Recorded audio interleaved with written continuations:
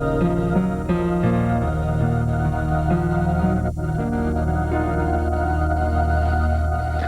everybody, glad to have you with us on RPM Tonight. I'm Reese Davis. Old men go to death, but death comes to young men. One seems natural, the other inexplicable. Barely 5 weeks after burying Petty patriarch Lee Petty at the age of 86, Racing's first family is trying to cope with the loss of 19-year-old Adam. Adam Petty will be laid to rest Monday following a private funeral at High Point University in North Carolina.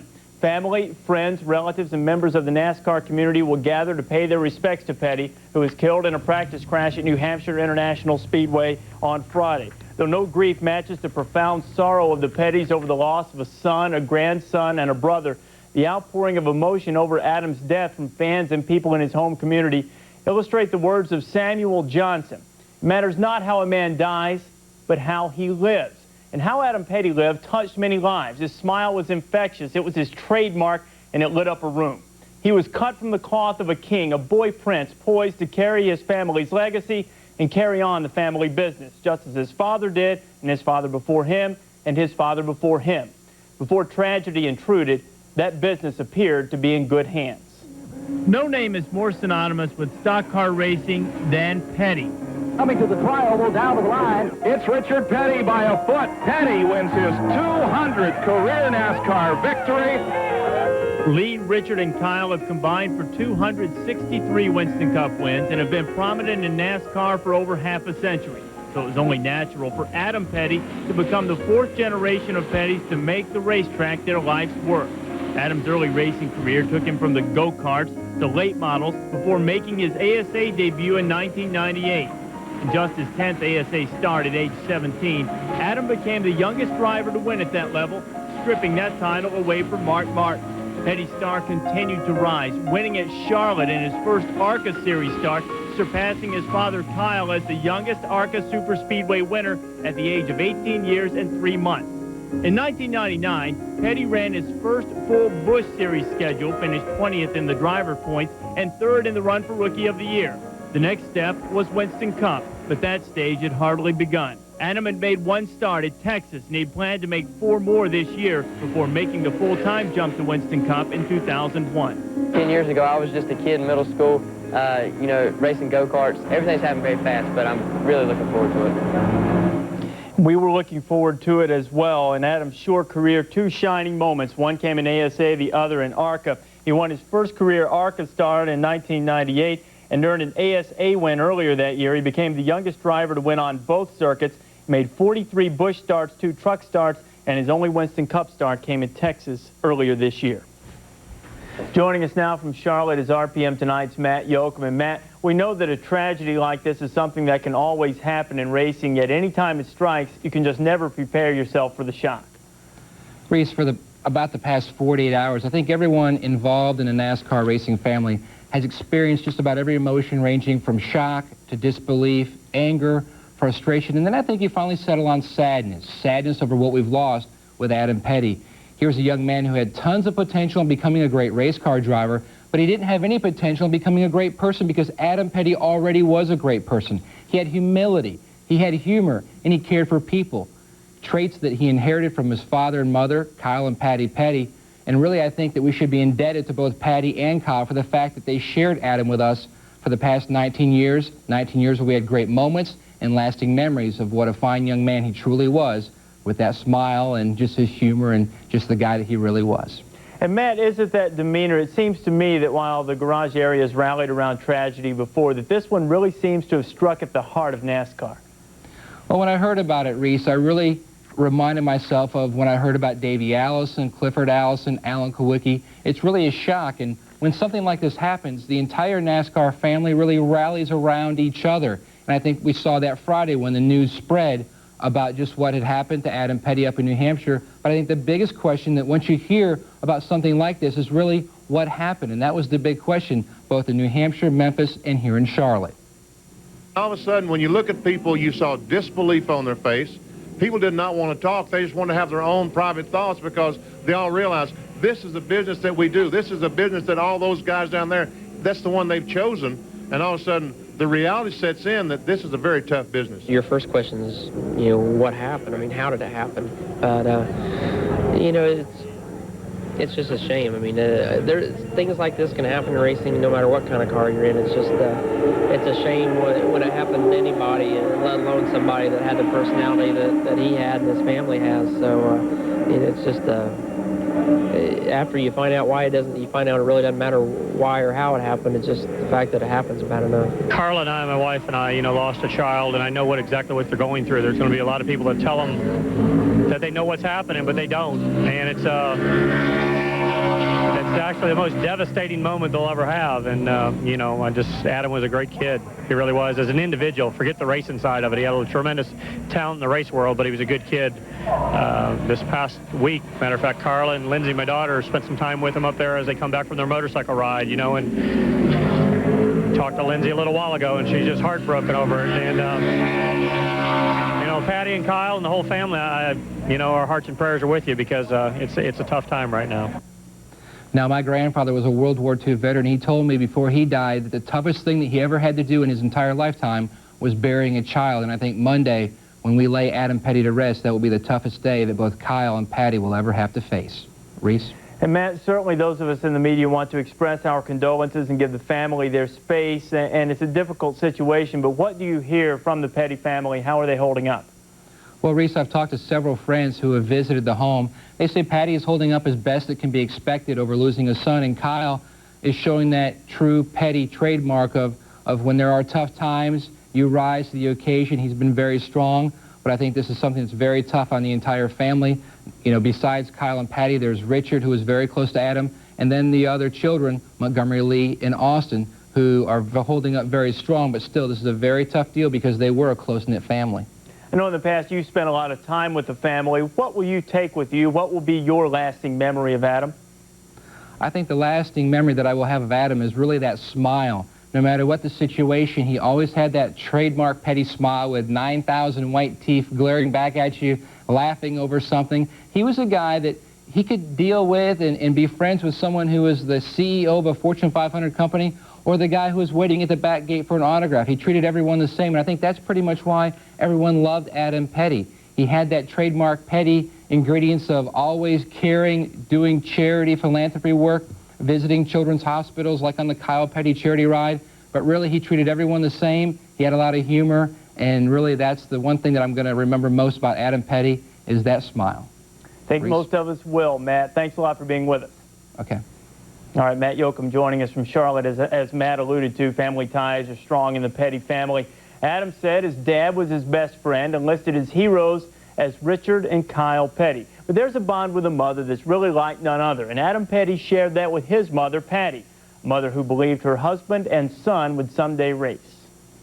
Somehow in my mind, I always knew that they would end up racing each other, and that was Adam's ultimate goal, and I think it was Kyle's ultimate goal for Adam because he knew Adam was so dedicated and that's what he wanted to do. A little bit later on, we will hear more from Patty Petty, Adam's mother, and explore how the family bonds helped shape and mold Adam Petty. If the confidence, the ego a racer needs to drive doesn't already make him feel invincible, then certainly the high-tech roll cages does. After all, Jeffrey Bodine's ride at Daytona disintegrated and he came away relatively unscathed. How many other blinding speed wrecks have turned your stomach and dropped your heart and then the driver just emerges and waves? Thankfully, the inherent danger is rarely realized these days, but drivers know it always looms in the next turn. Speed, control, power. The words that define the sport too often are the ones that decide lives, as is the case with Adam Petty. The 19-year-old became the first Petty to die in a racing accident, but unfortunately not the first death suffered by a racing-rich family. Before Petty, the last NASCAR driver to lose his life on the track was John Nemechek. The younger brother of Winston Cup driver Joe Nemechek was killed during a Truck Series race at Homestead in 1997. 5 years earlier, 27-year-old Clifford Allison, the youngest son of Winston Cup champion Bobby Allison, died when his car hit the wall during a practice at Michigan Speedway. 1 year later, Clifford's brother Davey, a budding superstar on the Winston Cup circuit, was killed in a helicopter crash. Open-wheel racing has suffered its share of tragedy, too. Last October in California, 24-year-old Greg Moore was killed when he lost control of his car during a race in Fontana. Much like Petty, Moore was considered to be a driver who could carry his circuit into the new millennium. While many drivers have lost their lives doing what they love before getting a chance to reach their full potential, Ayrton Senna perished during the prime of his career. A legend in Brazil, Senna, a three-time Formula One world champion, completed his all-too-brief career at the age of 34 with a record 65 poles and 41 wins, second on the all-time list. The record books will never tell the full story of Adam Petty. He lost his life doing what he loved, but his impact on the sport will not soon be forgotten. Adam Petty commanded the respect of his fellow drivers as a competitor, but perhaps more importantly, he earned their respect as a person. Friends and family and friendly rivals remember Petty a little bit later on in the show. Also ahead, Petty's fellow Busch drivers join their cars with a tribute, and we'll have more on a career that never really got a chance to blossom. Walking up behind Rusty Wallace and beside my father, you get up there and you realize, you know, this is the big time. These are your guys that you grew up wanting to be like.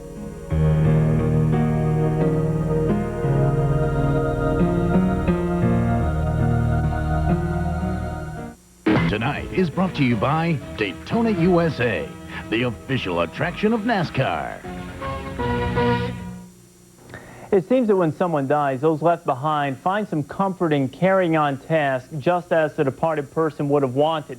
It's not offered as a criticism, merely as reality. If there was another choice, one that would comfort or heal, it would likely be taken, but sadly, there is no other choice. So the Busch race went on in Loudon on Saturday without Adam Petty in body, but certainly his spirit was most evident. Fans, racing family, fellow drivers, all honoring Adam Petty, stickers on the cars, flags flying at half-staff. A couple laps to go in the race. Casey Atwood and Steve Park were battling for the lead. Atwood and Park get a little squirrely, and Tim Fedewa would take advantage. Tim Fedewa would take the lead. He led 116 of the 200 laps, and Tim Fedewa would go on to win the race, his first since July of 1998. And afterwards, Fedewa dedicated the win to Adam Petty and spoke with us on RPM Tonight. You know, I'm a third-generation driver. I watched my grandfather race a little bit, and I watched my dad, my uncle, and my cousin race, and he's done that. I mean, he's grown up around racetracks. A little different than when I grew up. You know, I grew up on the short tracks in the Midwest, but he was always in the limelight, and the pressure on him was immense. It's tough on me, but I can only imagine what it would be like to be in the Petty family. And, you know, he carried himself so well that he had every reason to be a spoiled rotten brat, a rich kid growing up, had everything he could ever want. But never once, I repeat, did he act like that. His family values, his mom, I just feel so bad for them right now, and I'm praying for them, like everybody here and everybody in the NASCAR community is, Reese. It's a loss that has no reason, and searching hard to find it.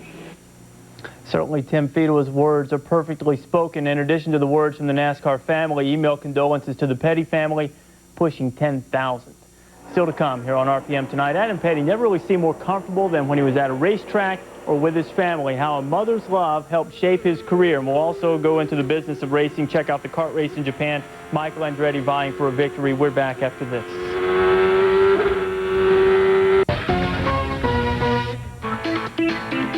Kart guys in Japan over the weekend. Late Friday night, Michael Andretti is in a hurry, and for good reason. He had some problems with his engine. The crew had to race against the clock to solve the problem, but rain came, pushed the race back a day, so Andretti's crew set their sights on not just giving him a competitive car, but a winning car, and certainly improved it.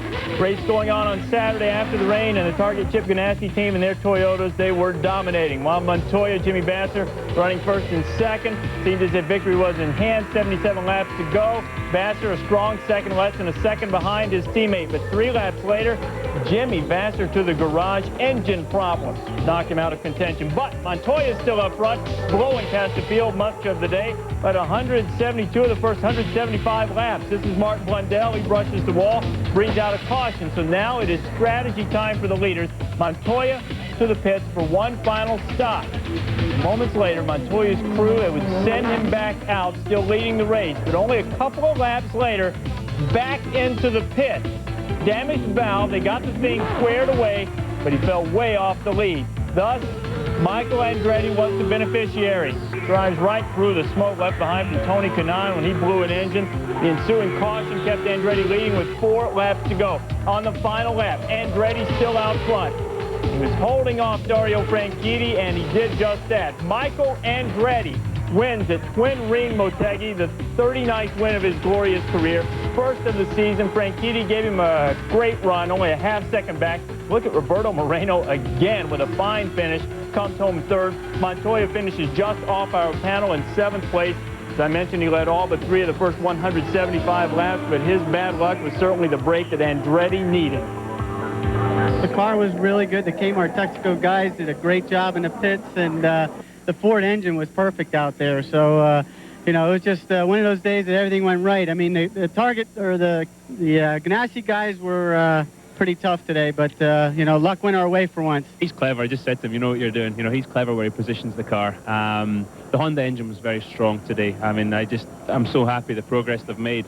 And, you know, the start of the year, we're struggling a bit. They've really got it strong, though. And if I hadn't mucked up that restart, I think it could have been ours. I think, you know, our spare car would have been okay, but you just don't want to take that chance. You know, I have a lot of confidence in the Kmart Texaco guys that they would have given me the same car, but we just thought we wouldn't push it.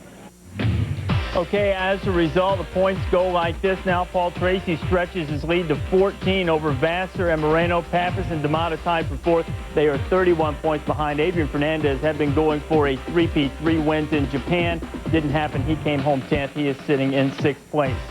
Still to come on RPM tonight, more on the loss of Adam Petty, the family bonds that helped him along in his relationship with his mother and his father. That's coming up.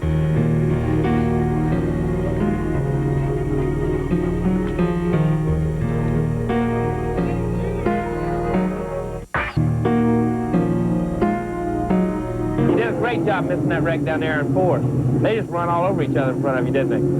I didn't have nowhere to go. I know you didn't. I know you didn't. Just take it easy. You're doing good.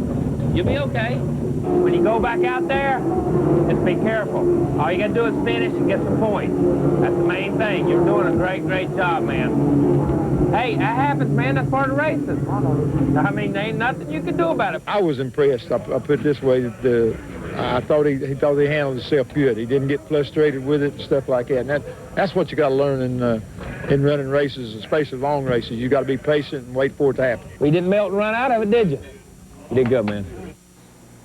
Certainly Adam Petty was learning well, and perhaps no time is worse than any other to suffer a loss of the magnitude of the Pettys. But it's cruel irony that Adam's death comes on Mother's Day weekend. Just a few weeks ago, Bill Weber talked with Adam and his mother Patty about his dreams, how she encouraged them, and the Petty family bond.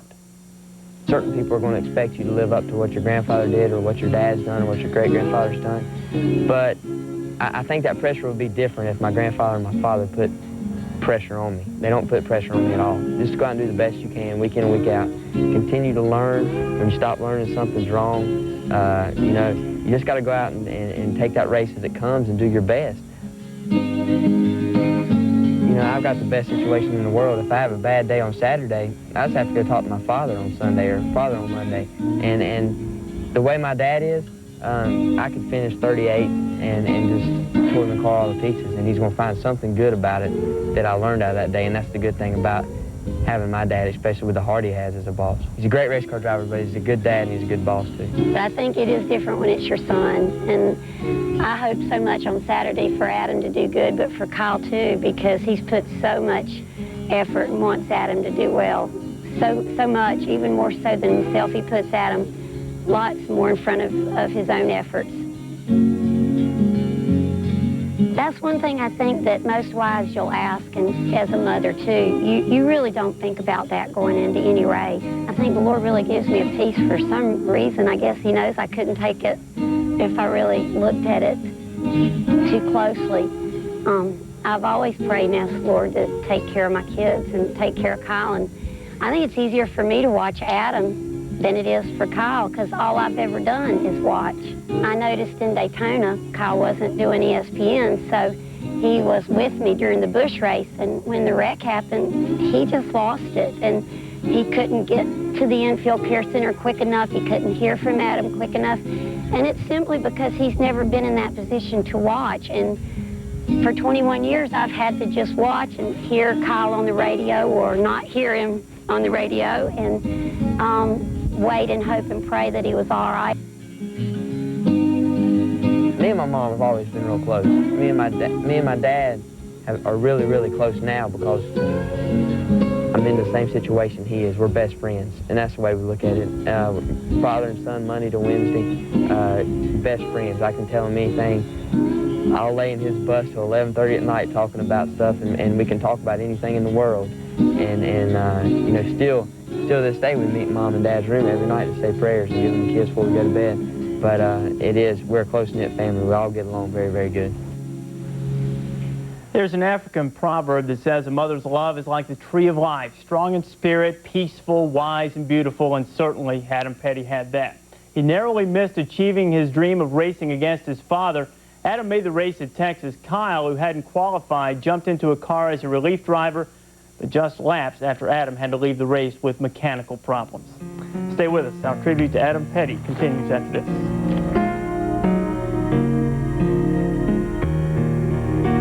Night is a presentation of ESPN, the worldwide leader in sports. For more, log on to ESPN.com, part of the Go Network. Go.com. Gearing Up is brought to you by Toyota. Every day belongs to you. Make it count. Toyota. Every day. Gearing up for next week's Cup, guys, at the Winston, Terry Labonte, the defending champion, IRL, and a couple of kart interlopers. Whole day at the Indy 500 on Saturday as well. Outlaws in Hagerstown, Maryland. The trucks go to Pikes Peak. The Hot Rods move into Englishtown, where Joe Amato has ruled Top Fuel, and Michael Schumacher takes his driver's championship lead to his home country in Germany. Well, you know, nobody truly enjoys doing a show like this, and we wish we'd never had to do it. And we certainly don't have the right words to express our sorrow for the loss of Adam Petty, but our hearts and prayers are with his family. We leave you with memories of Adam Petty.